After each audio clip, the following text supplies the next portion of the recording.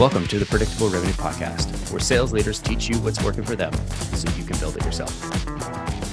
This episode of the Predictable Revenue Podcast is brought to you by our sales coaching and consulting services. Are you looking to create repeatable, scalable, and predictable revenue?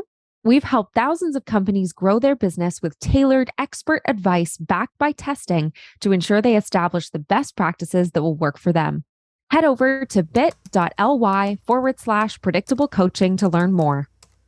Welcome back to the Predictable Revenue Podcast. I'm your host, Collin Stewart, and today I'm joined by Kathy Doucette. She's the COO and CFO over at Proposify, a tool that Predictable Revenue knows and loves. And we're going to take a little bit of a different approach to the revenue talk today. We're going to talk about a go-to-market. We're going to talk about their go-to-market motion. We're going to talk about how Kathy helps teams and founders and sales leaders measure their go-to-market and some of the kind of planning elements that go into it. So I'm looking forward to this one because it's a bit of a little bit off the beaten path for us sales folks to, get into the world of finance and talk about spreadsheets and math and modeling. But I'm really excited because I think it's going to help where we're going to land the episode is kind of talking about planning. It's November right now. I imagine a lot of us are in our 2024 fiscal planning season. So hopefully there's a few takeaways for you in here. Kathy, welcome to the show. Thanks very much, Collin. I'm excited to be here. I'm excited to have you. You described yourself as an optimistic finance person. That seems like a oxymoron. I haven't met too many. Yeah, it's true. I'm just naturally, I think I'm optimistic at heart. It's sort of my disposition. And I like to say I'm not really the stereotypical finance person. And I sort of live at the crux of finance and operations. That's why I'm CFO and COO. So not the stereotypical accountant that just sort of reports on the numbers in terms of what's happened, but I'm way more focused on the forward looking. How can we influence our business strategy? How do we influence success? And is this a repeatable model for success? And is it a sustainable business? So help me understand your role in the go-to-market motion. I know, I've described finance as kind of the only adult in the room sometimes. So help me understand, when you're getting in there and planning with the founders and the CEO and the sales leaders, what is your role responsibility? Yeah, and I appreciate you calling that out a bit because, I do wear a different hat. I'm not a sales and marketing expert. My background is finance and operations. So I sort of wear the business hat in the room. I try not to be the wet blanket, but often can be the case, especially around the more excitable and energetic, stereotypically, sales and finance, sales and marketing professionals. So my role is really much more about sort of creating from an operations slant is creating a systematic, collaborative process amongst the cross-functional teams in the organization. Because go-to-market is not just marketing. It's not just sales. It's the collaboration of all the departments and making sure that is synchronized and in alignment. So as the operations, I kind of help with making sure that the alignment is there and the cross-functional team is working appropriately. And then from finance, that's where sort of the fun comes in, because to me, we do sort of the measuring of, is this model, does it work? So is it repeatable, consistent, and is it efficient? So is it working for the business or is it not? Totally. I think you must be having, there's been a lot of turbulence in the last year and a half. You must be having a great time because you're like, see, people, I was right the whole time. I wasn't just being a wet blanket. I was being correct. Yes. And it's such a delicate balance between trying to maintain the optimism, because I'm naturally optimistic, but then also being cautious enough that we are not sort of running ourselves off a cliff. So it's definitely a balance. It's something we need to look at, but to me, it just comes down to the data. It's data-based decision-making and looking at okay, we may feel and want to test things, and it's the iterative approach of, okay, we're going to test this a bit, and we're going to see, but we're going to measure, and then we're going to look back and say, did this work? Is this sustainable? Does this make sense for the business? So it's fundamentally just comes down to the data and how does it look, and are we on track or off track? Totally. And you're trying to be a rational person that's bringing the data and bringing the facts that says okay, here's what we're seeing. Like for example, really easy example, just customer acquisition cost. Is that way out of whack, or is it reasonable and something that we can pour more money into? Love it. It sounds like you're looking to kind of help prove out the go-to-market motion. And so I'm curious, what are some strong signs that, you know, you've got a good, that you've got a proven go-to-market model? Well, proven go-to-market by definition, proven meaning it's successful. So to me, that means it's a systematic approach that is repeatable and consistent and predictable. So like if you have all those pieces together, you get that predictability, meaning it can act as a lever for your business. So if I pour more money into the marketing, sort of the marketing engine, the top of the funnel, then I can expect a certain dollar output at the other end in a very repeatable, predictable way, meaning that if I spend more, I'll get more at the other side. And it is a predictable number that's proportionate to the spend. So it's a lever we can pull back and forth. So to me, that's a proven model. If it's a crapshoot and you don't really know and it's kind of all over the place, like you put, okay, we're going to ramp this up and we're going to see, and maybe we get more at the other end, maybe we don't. Maybe it drives more leads, but those leads don't convert. Then it's not proven yet. We're still iterating and we're still proving and tweaking. But that type of testing is what you need to do in order to figure out what works and what doesn't and where we need to fix things in our model. Gotcha. I think for me, at least, the scariest or the hardest part is always going 0 to 1 with a new channel. Mm-hmm. When you're sitting in front of my finance person and they're going, all right, so what are your expectations here? And I'm like, I have no idea. Yeah. How do you walk somebody through something like that where, you know, they haven't done it before, they're trying to add a new channel? What are some things that you think about, you know, if you don't have any benchmarks, you don't have anything, like what is it that you're looking for? Well, we're looking for, I mean, it's going to be a test. First of all, I think you don't jump into the deep end. So I would always sort of like say a bit more of a cautious approach. Okay, well, let's test this out. If we think that this particular channel, whatever that channel may be, is the way to go, we're going to test it. So we have to do some research, first of all. So I'll have some questions to ask. Why do you think this is the right channel? What customers are you going after? And how do you know that those customers, that you can find them within that particular channel? And so like, what is that evidence? What do we know that there, and what's the size of that marketplace? And then fundamentally, we just, okay, let's pick a dollar amount. Let's pick something that we're comfortable with and a time frame that we're comfortable with. And let's just measure and see, because you can't, at least my philosophy is you can't fault somebody for what they don't know. Like we have to try to see and test. And then does it work or does it not work? So, you know, it's always the sort of test, iterate, and measure, and then come back and reflect. And it's that coming back and reflect piece that I think sometimes young startups forget to do. They get so caught up in the rush of it all, like let's do this, and then they'll march down one particular channel. So maybe they'll ramp up their SEO spending and pick up, you know, spend all kinds of money on particular keywords. But are they then coming back and measuring and saying what was the success of that particular campaign in that channel? Did it make sense? Did it not make sense? What were the outputs? Versus just, okay, now we're moving on to something else, or we're just going to keep roaring ahead. It's the sort of, my role is to sort of put in the checkpoints to say, to come back, and the accountability of how was that? Did that make sense? What is the output? If we feel that it's a successful channel, it is generating the leads that we want to see at a reasonable rate. Is it predictable? Is the next stage? Was it a fluke, or like what worked and what didn't? I'm curious, how do you think about timing? Because especially when it comes down to a new channel, like the first months are going to be the worst months. And so if you're measuring specifically with outbound, if you're measuring the impact or the effectiveness of the channel based on your first 4-month metrics, you're doing your math wrong. Yeah. You know, like it doesn't get good until 6-12 months, which is probably what every sales development consultant or every outsourcing company for any demand gen channel is going to tell you. Like I've heard, you know, content marketing, it takes a year. You got to do it for a year before the results start to kick in. How do you balance the like, well, this is what a consultant told me versus like, you know, you want to give it the best kick of the can, but you also don't want to be doing it forever without kind of looking at the spend and the ratios? Yep. And I think that's an excellent question. And it's a challenge. It absolutely is. And the example that I'll give is one with Proposify as an example. We've recently, this past year, did an experiment where we were experimenting with reaching franchises and exploring a new channel to reach a franchise as sort of a market segment, let's just say, or channel. And the channel to reach that, I was like, well, how do you reach how do we reach franchises? Where do they go? It's like, okay, well, from our research, it was like, okay, well, they're a very close-knit group, and they do a lot of trade shows.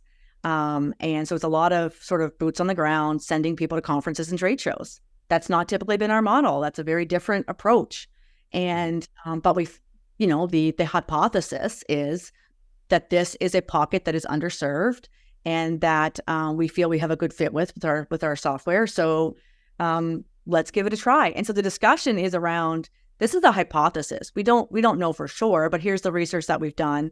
And then we talk about, as a team, we talk about what is the expectation in terms of timeline. Like, we knew at the outset that going to conferences and trade shows is going to be a long haul game. This is not going to be something that we're going to come back and have like massive lists of customers to be outbound on in a 3-month window. It's a longer closing. It's relationship building. So I think it really boils down to doing your research and understanding the channel, and then having the conversations at the outset of what is a reasonable timeline that makes sense that you can all agree upon.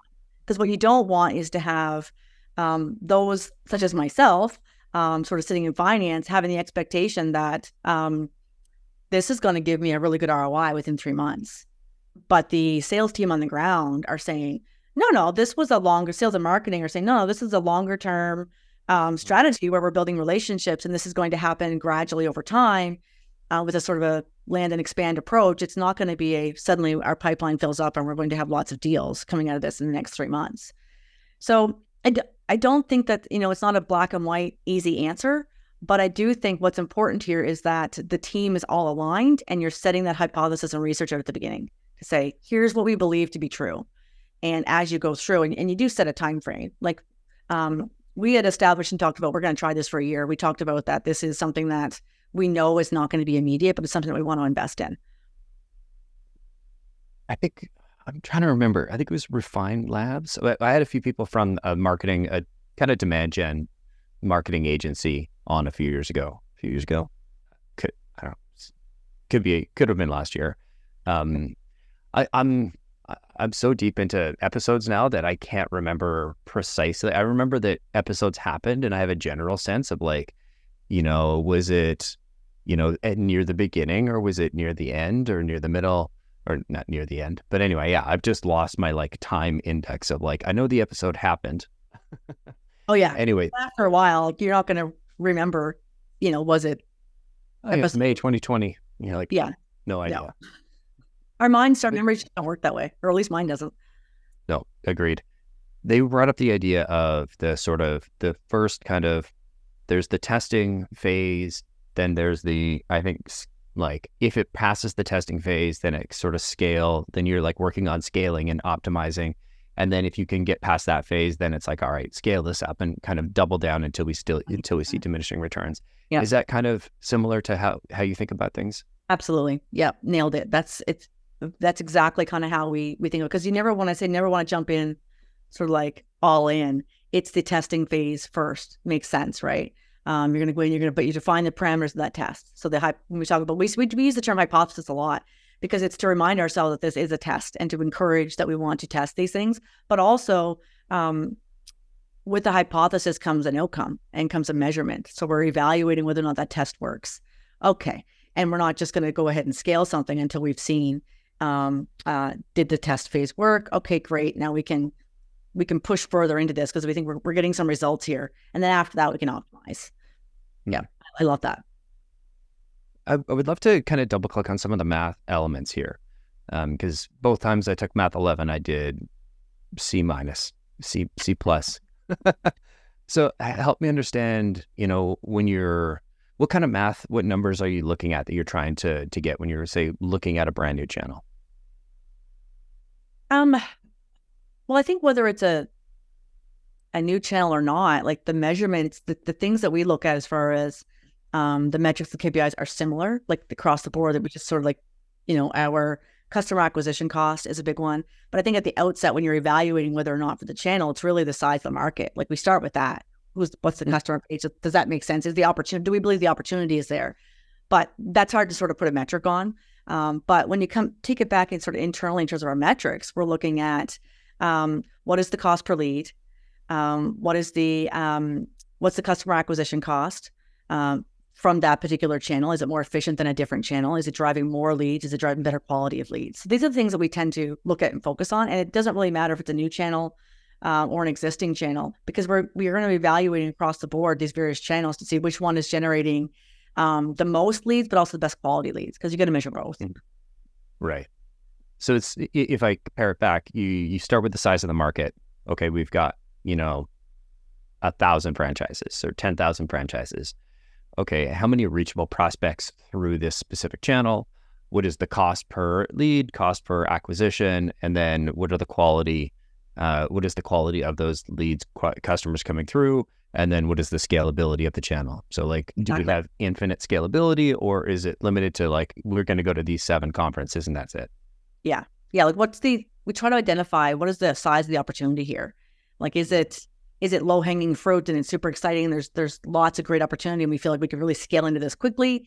Is it something that's a great opportunity, but it's going to take some time? You have to evaluate the opportunity at the outset, because what you want to be, you have limited resources, limited time, limited dollars. So you have to make sure that you're effectively focusing those efforts into the areas that's going to give you the greatest payback. What makes the most sense, which channel. And so you do have to, figure out which channel works better than the other. So especially when you're evaluating a new, it's going to be evaluated against the other things that you're already doing. Is it performing equally as well or not? And what is a reasonable time frame to estimate that?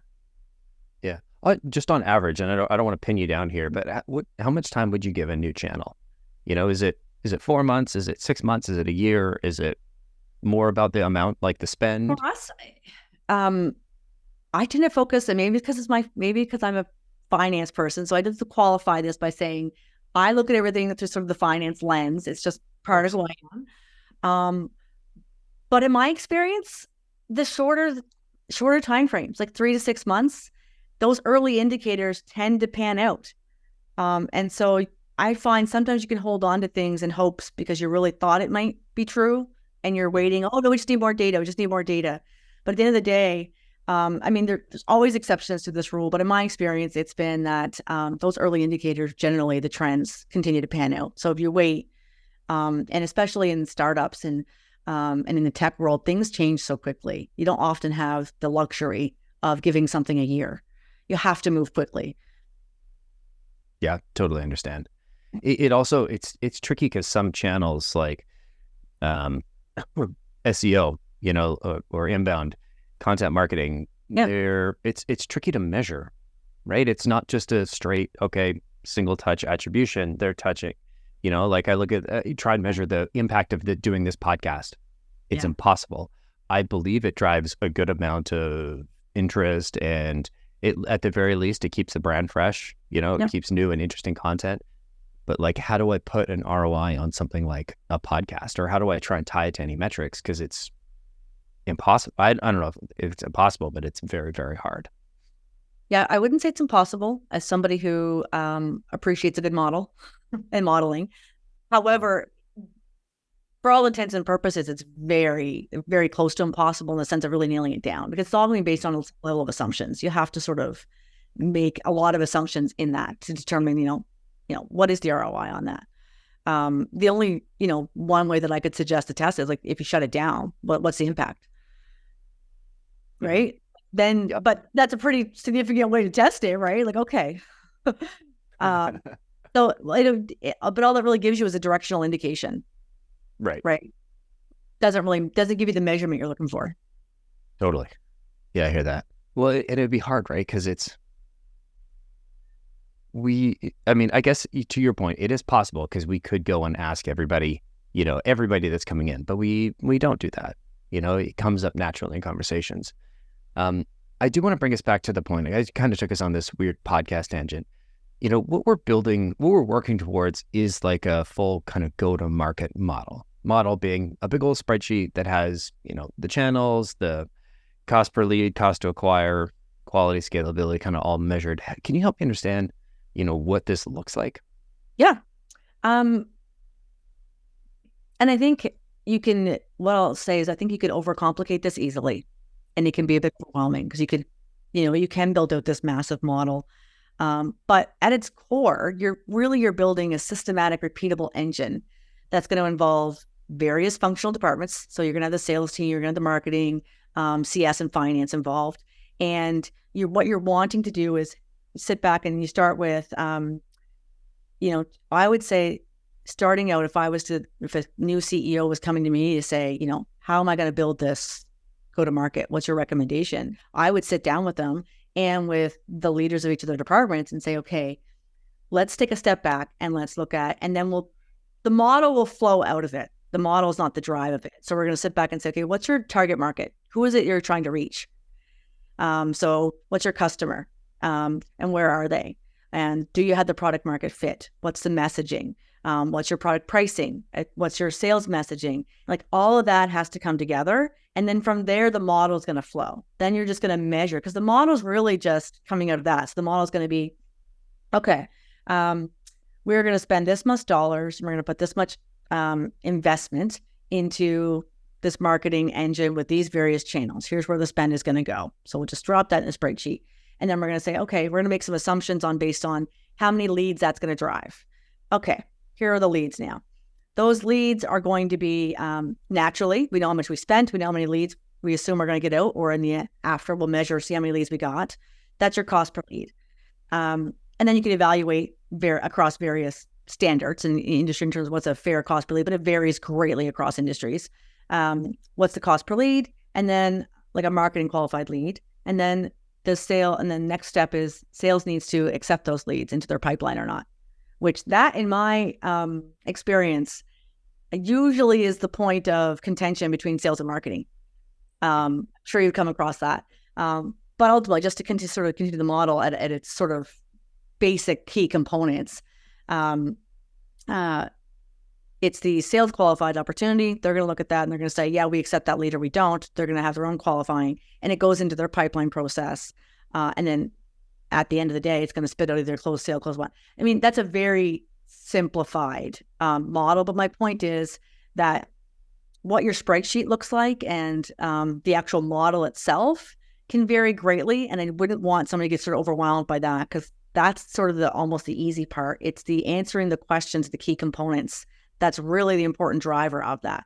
So, and making sure that the alignment is there, particularly between sales and marketing.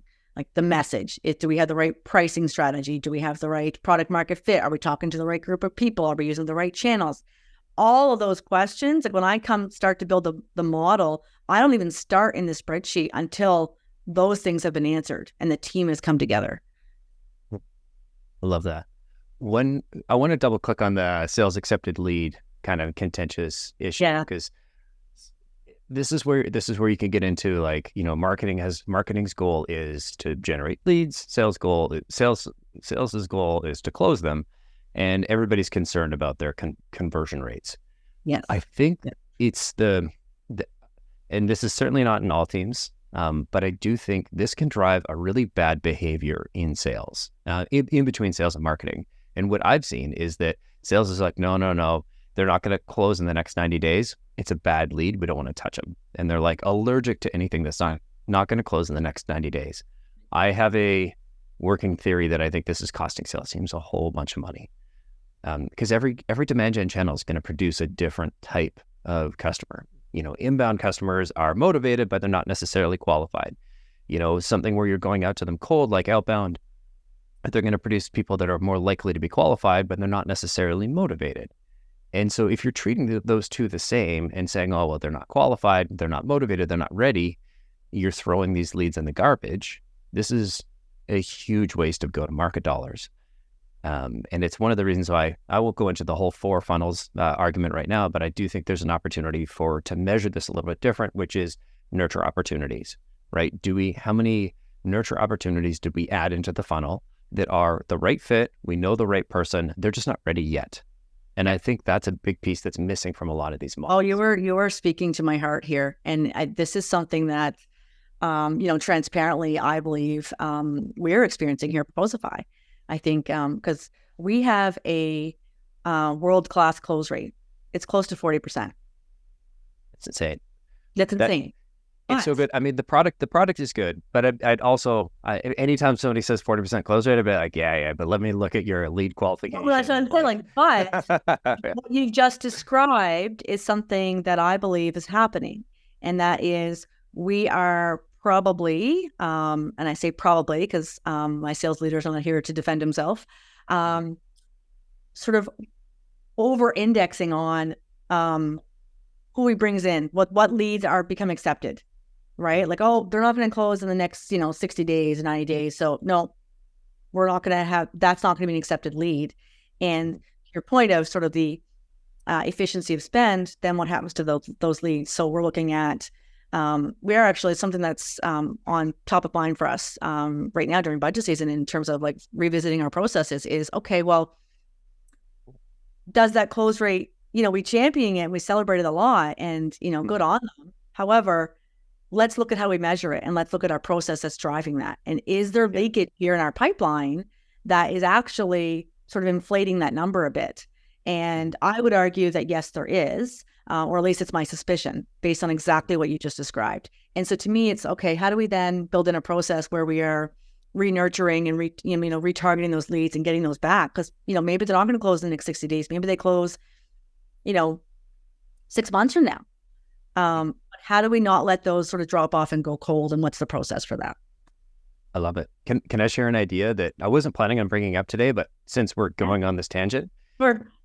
So this is, it's going to come out clunky because this core idea is going to be the basis of the next predictable revenue book. We've been working on it for a little while now. I'm working on getting the first draft of all the core ideas done by the end of 2023 here.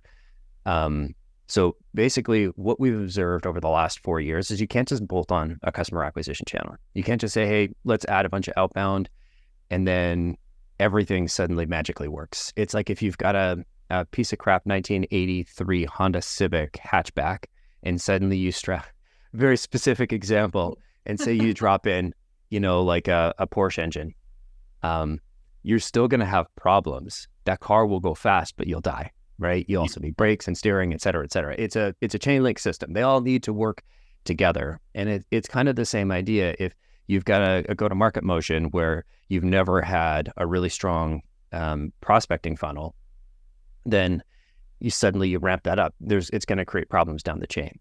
And this is what we've noticed time and time again, working with customers. We were trying to answer the question, why do some of our customers get a massive amount of value and stay forever, and others bail at the 4 to 6 month mark? And I've been trying to answer that question for 12 years. And where I think we've landed is I don't think it's a new idea. I think a lot of people have thought about this and they've had it. I think we're just trying to offer up some language that will help people see the how they're connected. But what we believe is that there are 4 funnels: meet, disco, manage, nurture. The meet funnel is your prospecting funnel. The disco is your discovery and closing funnel. Manage is how you manage your current customers. And then your nurture is how you nurture accounts that aren't ready to buy yet. And the core idea is these are all linked. You need definitions, proper definitions for each of them, entry, exit criteria, and stage definitions for each of them. And you also need a core process or core processes for each of them. For this is how we pass, one to another. This is how they move. This is who's involved. This is your sort of racy or your swim lanes, however you like to see it. But they all need to be measured independently. And I think the nurture one is something that has gotten traditionally ignored and written off as, oh, these aren't valuable because they're not ready to buy yet. But from my experience ramping outbound teams, if you ignore that, that's half the value of an outbound team. That's half the value of any marketing channel, right? Like we get so much extra value out of our marketing organization because our team is looking at that nurture funnel and we have processes dedicated to it. So yeah, that's my little kind of fully half-formed rant. I'd love your thoughts, feedback. No, I love it. Because I hadn't thought of it that way. I love how you described the 4 funnels, like 4 mini funnels, essentially, although arguably, I guess, not that many. But I absolutely love it. I look forward to, you said this topic of your next book, right? So look forward to seeing that. Bringing it back to the episode here, we're talking about, the go-to-market motion. We're looking at building these models. We are planning for 2024. I'm curious, what does your, for any sort of aspiring sales leaders or maybe some sales leaders that don't have a Kathy in their organization to help guide them through this process, what should a good planning process look like?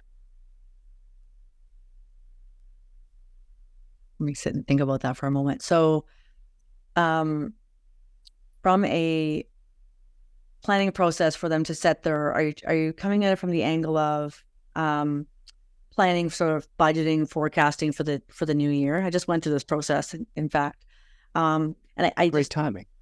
it is great timing. And there's really, when it comes to forecasting sales, like forecasting expenses, I mean, that's not what this topic is about, but that's easy. Like that's, it's easy and it's controllable. Forecasting sales is very nuanced. It's tricky. It's never perfect, and you're never going to get it right. However, I do believe in a sort of more, again, a systematic approach, and one in which the sales leader works alongside of the finance and not one or the other doing it independent of each other. So there definitely needs to be some conversations had, because I can make assumptions on what I expect our sales team to produce this year. Let's just say, like, we have this many reps. I mean, I can model it out, which I did. We have this many reps. This is the OTE. This is the multiplier. Here's what I expect quota to be. That's sort of like kind of top down, looking at it from that perspective. And then there's the sort of bottom up approach of going to the model of, okay, we're going to, if we spend this much in marketing, how many MQLs is that going to generate? What's our typical conversion rate? What's it going to do on SQLs or SALs, and then all the way through, and then conversion rate, and what are the assumptions all along the way? We tend to do a bit of both, but I think the nuanced part here is the interactions and the working together between finance and the sales. So whoever's leading each of those, because my assumptions that I built into the model, because I'm the spreadsheet person, so I start it, and then I bring him in to say, okay, does this make sense? I challenge you to knock holes into this, because here's what I think we can do this year, basically.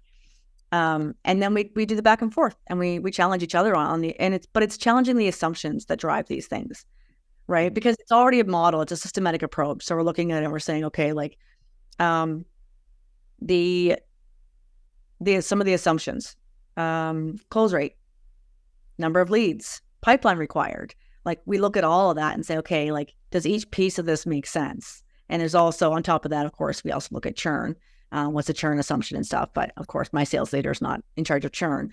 But those are all part and parcel that go into the model.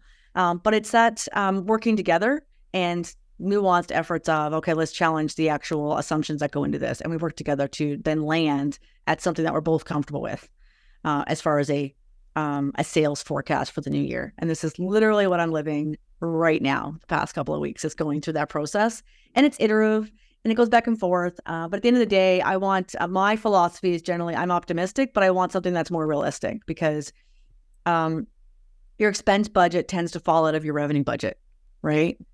Yeah.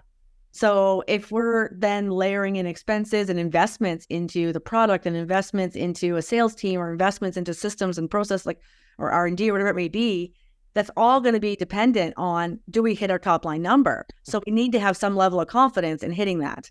And it shouldn't be one person in isolation saying, this is the dartboard, this is what we're going to hit. It should be this walking through the model, and this is what we've seen in the past. Historical trends, while they never sort of are guarantee of a, repeat in the future, but it does give you an idea of how your system is working, what your go-to-market motion can do. Whether it's leaky or not, generally speaking, how predictable is it, and what's going to happen if you pour more money into this thing or not, what's that going to look like? I was going to ask, who shows up at that percentage first of like, oh, we're going to grow X percent next year. It sounds like it starts with your model and all the assumptions. In this case, this year, it started with me, and I have been involved in various processes over my career. So say like over the last 20 years, I've been on both sides, where it starts sort of with the sales team and marketing team as well, depending on the nature of the business, where they build it ground up based on their assumptions. And then it kind of comes through me to sort of poke holes in. But ultimately, I find in startups with smaller teams, and maybe just because I like to have control over it, I like to be the one that starts it and builds the sort of the foundational model that we then work from. Because generally speaking, the finance professional is usually the one that is much better at the modeling, is much better at the systematic approach. Whereas sales, it's, I mean, fair. It is what you're trained on, Exactly. Right. So it just makes I find it just makes the process flow, and it's just easier. Like, let me bring the sort of template that we will work from and help guide our conversations and help translate and work it all back. Because, I've worked with various sales professionals over the years, ones that tend to sort of be super conservative, and one that sort of promise the world and say, we're going to hit X. But then it's my job to poke holes in that to say, okay, well, if you say we're going to, grow by whatever, 50% in that segment next year, well, show me how that's going to happen. Those are my questions. We just work backwards. Well, what does that mean? How many, what's the average deal size? How many deals do you have to close to hit that? Do you have enough reps to generate that? Like, depending on our sales channels and how we're going to market, but what's the plan? And just working it back just from basic questions and assumptions. Does all that add up, and does it make sense? And if yes or if no, and you adjust accordingly. So like, it might be a glaring hole that says, well, there's no way we're going to hit 50% growth, because that means we would have to triple our sales team. And great, if that's the problem, that's easy to do. We can hire the people, but then the next question is, do we have the pipeline to hire the salespeople? And then how are we generating that pipeline? What is it? So it all works backwards and it all links together. And so that's generally what I see as my role as the sort of finance operations hat on, is to evaluate all of that and sort of poke at the assumptions and say, is it coherent? Does it all make sense? Does marketing agree with sales and vice versa? Right? Like, if their sales is saying, well, yeah, we're going to hit these targets, but that ultimately means, based on our history of close rates and our number of reps, that we need a pipeline of 10 million. Is marketing saying that's impossible, or are they saying that's slam dunk? Right? So that's overall. I mean, I'm oversimplifying in some ways, but that's ultimately what it boils down to. Amazing. And last question here, what advice would you give to a sales leader who's going into their first annual planning process?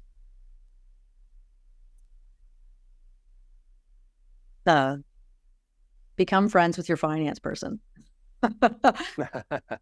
And then what I mean by that is, I think the finance person will ask good questions, and it will help the new salesperson that's doing their first time in planning to be a bit more, I would argue, a bit more conservative, and to ask some really challenging questions of, does this really make sense? And we'll poke those holes.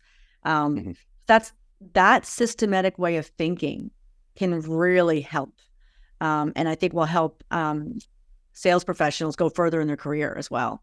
Because a sales professional that consistently hits targets because they've been involved in the target setting and they've staunchly advocated and defended it, and have been in agreement in that process, will hit their targets a lot more than somebody who is more of a lofty dart thrower, or kind of fighting for more without answering the questions behind it. So it's that sort of alignment and that critical thinking about, can we follow the process back, and does it make sense? Love that. It's hard to, I think, as a new sales leader or somebody who spent time in sales and now collaborating with a finance person, it's tough to get into that mindset of this is a collaboration when it feels like your entire existence has been a fight over commissions, over budget, over getting the raise, getting that head count. But it's not a fight with a finance person. You're the kind of bearer of bad news that, hey, this doesn't make sense for the model, right? Yeah. I'm not going to get into like the commission issues. We've all had commissions issues, and those aren't fun. But it is a tricky relationship to bridge. Exactly. And I think if you're new in your career and you're new into that position where now you're the sales professional who is in charge of helping to forecast and maybe in charge of the team and have to put up the numbers, I would say get out ahead of it and talk with your finance person and find out, what's the process here look like? What's your expectations? How does this work? And then start to collaborate, because if you can work together on that, you will get a lot further. And like I said, when the sales leader is actively involved in collaborating with the finance person and setting those targets and setting the budget, in my experience, they hit those targets far more often. Because then, I mean, in addition to sort of just the basic, asking the right questions, poking holes in the logic, basic human nature is, okay, if we work together and we're collaborating, I want you to succeed. You're not fighting against me. Because I also want us to hit our targets and to have a very accurate forecast and budget as much as I can. So I am not trying to work against you. I'm trying to set a realistic number that I think that we can hit, and then I think that you can hit, and I want you to be successful. So going into it with that type of attitude and perspective, I think will get you a better outcome. Totally agree. The only thing worse than being behind on your targets for the year come rolling around October is that you're behind on your targets because you were overly optimistic last November and you didn't run a good process. Yeah. And in my experience, I've never done that. Never. Yeah. Not once. I have seen, in my experience, it's odd because I have seen sales leaders be way too optimistic and try to set targets way too high. Mm-hmm. And say, like, yeah, we're going to just blow this out of the water. We're going to do amazing.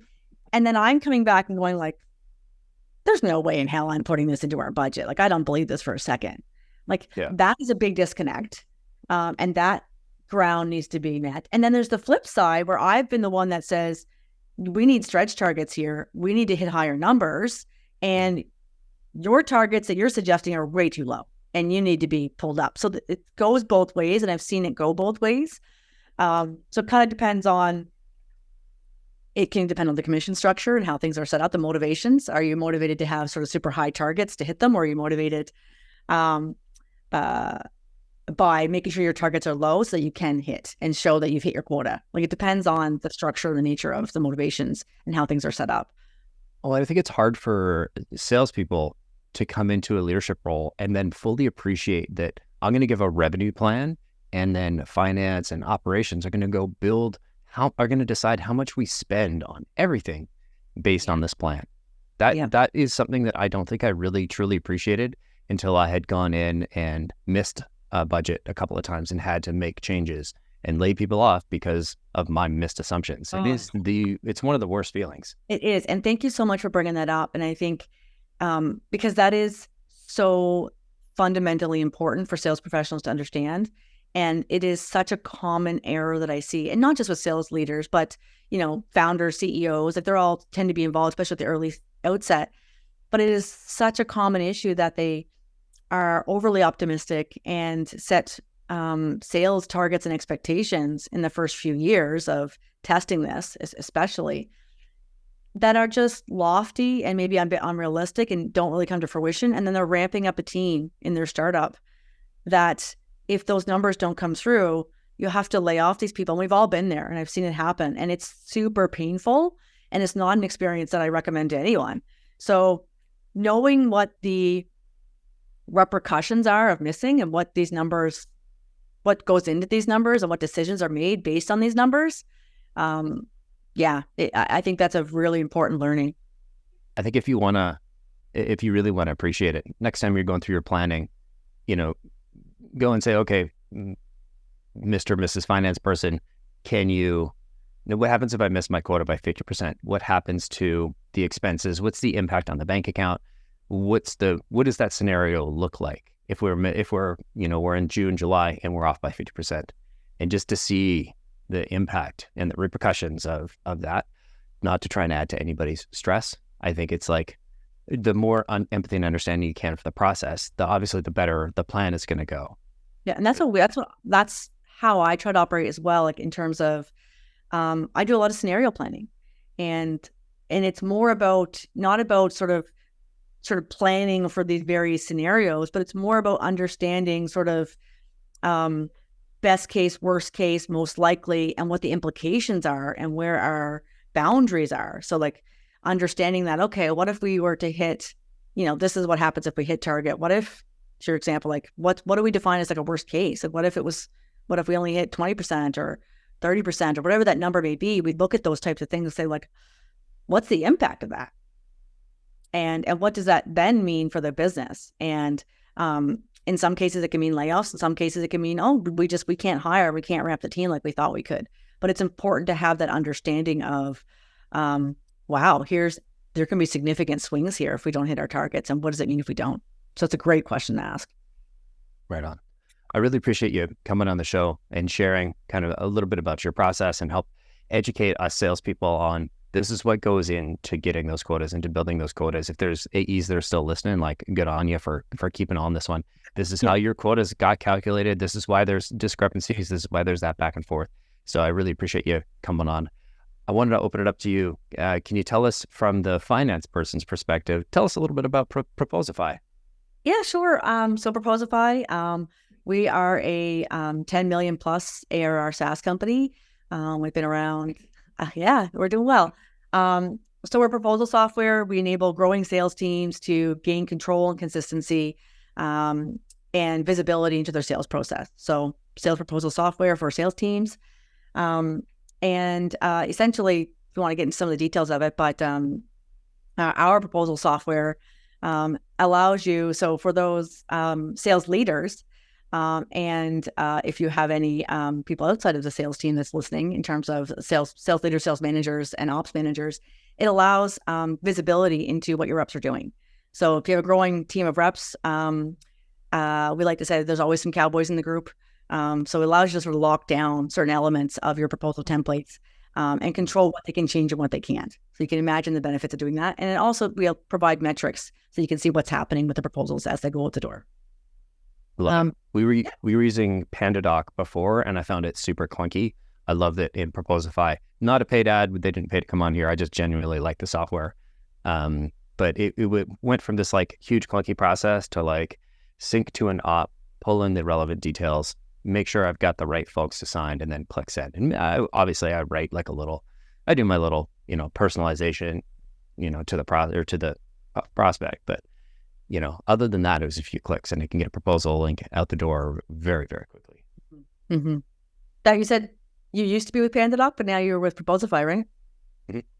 Yeah. Yeah. I don't know. There was something about the UI that just,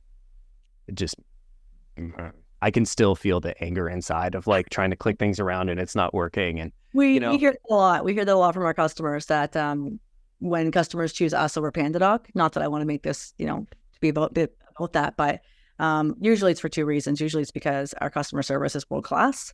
We care a lot and have white glove service for our customers. And two, because generally the user experience is better with us. Right on. Happy to hear you're enjoying the software. Absolutely. Been a customer for a long time. Probably will be for a while. Awesome. If people love the episode, they want to get in touch, ask a question, follow up, or just check out Proposify, what's the best way for them to reach you? If they want to reach me, they can find me on LinkedIn, Kathy Doucette, or you can reach me just my first name, last name at proposify.com. Perfect. I will throw a link to your LinkedIn in the show notes here. And thank you so much for coming on. Thanks for having me. It was really great chatting with you. Yeah, you too. And thanks to everybody for listening. We'll see y'all next week.